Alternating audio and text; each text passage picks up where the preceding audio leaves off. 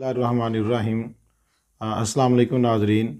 मैं उम्मीद करता हूँ कि आप खैरियत से होंगे और मैं आपकी सेहत के लिए दुआगो हूँ।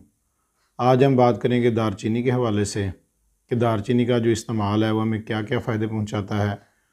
मैं इसकी तमहीद में नहीं जाऊँगा कि दारचीनी कहाँ से आती है, कहाँ से ये मिलती है, इसकी टाइप्स कौन सी हैं, क्योंकि हर बंदे के पास मुख्तसर वक़्त होता है और वो कम से कम वक़्त में ज़्यादा से ज़्यादा इन्फॉर्मेशन चाहता है। तो मैं कोशिश करूँगा कि टू दी पॉइंट बात करें ताकि आपको ज़्यादा से ज़्यादा मालूमात मिले।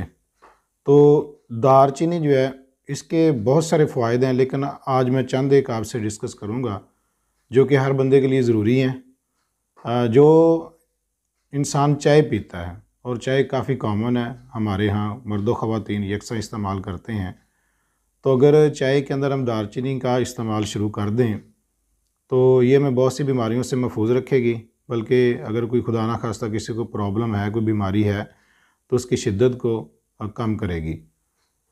चाय के साथ इस्तेमाल करने पर इसके फ़ायदे जो हैं वो सरीउल असर हो जाते हैं, यानी कि ये ज़्यादा फ़ायदा देती है और जल्दी असर करती है। तो जो इंसान भी जिस उम्र का है चाय इस्तेमाल करता है उसके लिए बेनिफिशियल होगी, और ख़ास तौर पर वो लोग जो आफ्टर 40 ईयर्स इसको इस्तेमाल करेंगे वो इसके ज़्यादा फ़ायदे महसूस करेंगे। 40 साल की उम्र के बाद इंसान की जो लाइफ है उसका जो स्टाइल है ज़रा डिफरेंट हो जाता है, यानी कि उसके अंदर इंसान को कमज़ोरी महसूस होती है या बुढ़ापे के आसार जो हैं वो नुमाया होने शुरू हो जाते हैं। अगर आप दारचीनी का इस्तेमाल करेंगे तो आपको जो बुढ़ापे या कमज़ोरी का एहसास है वो काफ़ी हद तक मिनिमाइज़ हो जाएगा, यानी कि कम हो जाएगा। अब चाय के अंदर इस्तेमाल करने पे पहला जो हमें ये बेनिफिट कि अगर कोई इंसान मोटापे का शिकार है तो मोटापा उसका जो है इसके इस्तेमाल से मोटापा फर्दर जो है मज़ीद नहीं बढ़ेगा बल्कि वहीं पर रुक जाएगा। और with the passage of time अगर वो ये मुसलसल इसको इस्तेमाल करता है तो उसका वेट लूज़ होना भी शुरू हो जाएगा, जो कि बग़ैर किसी साइड इफ़ेक्ट के, बग़ैर उसको कमज़ोरी महसूस हुए उसका जो वेट है वो प्रॉपर होना शुरू हो जाएगा।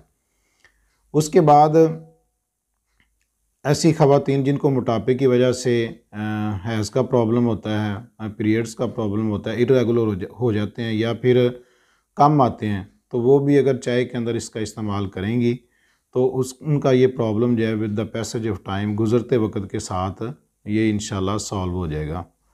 दूसरी बात ये है कि कोलेस्ट्रॉल का लेवल ये मेंटेन रखती है। 40 साल के बाद अमूमन लोगों का कोलेस्ट्रॉल बढ़ना शुरू हो जाता है, क्योंकि एक्सरसाइज की वो रूटीन नहीं रहती, खाने पीने की आदत जब थोड़ी सी बिगड़ती हैं या हम अपनी एज के मुताबिक अपने खाने को मैनेज नहीं कर पाते, तो फिर कोलेस्ट्रॉल जो है हमारी बॉडी के अंदर स्टोर होना शुरू हो जाता है, जो कि एनिमल फूड की वजह से पैदा होता है या फिर एक्सरसाइज कम करने की वजह से भी उसका जो लेवल है खून के अंदर बढ़ जाता है, जो कि वेंस के साथ फिर जमना शुरू हो जाता है और मुख्तलिफ हार्ट के जो प्रॉब्लम्स हैं वो आने शुरू हो जाते हैं। तो अगर हम दारचीनी को चाय के अंदर इस्तेमाल करेंगे तो वो जो कोलेस्ट्रॉल है उसका लेवल भी मेंटेन रहेगा और बॉडी के अंदर वेंस के अंदर वो जमेगा नहीं और हार्ट के प्रॉब्लम से हम बचे रहेंगे। शुगर के जो पेशेंट्स होते हैं उनके अंदर भी कोलेस्ट्रॉल जो स्टोर होना शुरू हो जाता है। रिसेंटली मेरी बात जो है मेरे स्टूडेंट से हुई, उसने कहा जी मेरे वालिद साहब को हार्ट अटैक हुआ है। तो मैंने उससे पूछा कि बेटा क्या वो हार्ट पेशेंट थे? उन्होंने कहा जी नहीं, वो शुगर के पेशेंट थे लेकिन अचानक उनको हार्ट का इशू हो गया। तो जो शुगर के पेशेंट होते हैं उनके अंदर कोलेस्ट्रॉल जो है वो जमना शुरू हो जाता है, जो कि बाद में हार्ट अटैक का या हार्ट के जो प्रॉब्लम्स होते हैं वो क्रिएट हो जाते हैं। तो शुगर के पेशेंट के लिए ये बड़ी बेनिफिशियल बात है कि वो दारचीनी को चाय के अंदर इस्तेमाल करें, तो इससे उनका जो कोलेस्ट्रॉल है वो स्टोर नहीं होगा और उनका शुगर लेवल भी काफ़ी हद तक मेंटेन होना शुरू हो जाएगा।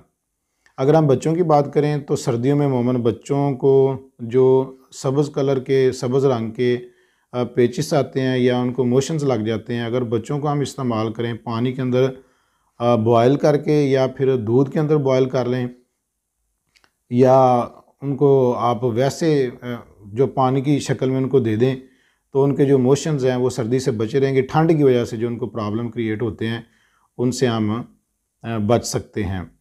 इसी तरह ये यूरिक एसिड एंटीऑक्सीडेंट है, यानी कि जिस्म के अंदर जितने भी फासद मादे पैदा होते हैं उनको ये ख़त्म करती है और उनका लेवल जो है वो मेंटेन रखती है।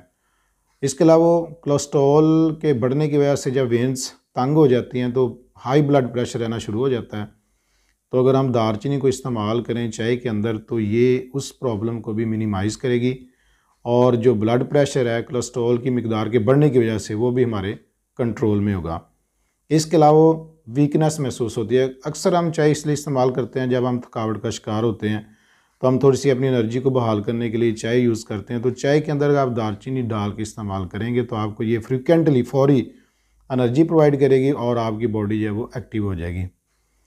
और मैंने कोशिश की है कि यूट्यूब के ऊपर बहुत सारी मैंने वीडियोस देखी, दालचीनी के बहुत सारे फ़ायदे बयान हुए, लेकिन मैंने कोशिश की कि जो बातें थोड़ी सी मिसिंग है अब वो मैं आपसे के साथ शेयर करूं। मुझे उम्मीद है कि आपको ये वीडियो पसंद आई होगी। अल्लाह हाफिज़।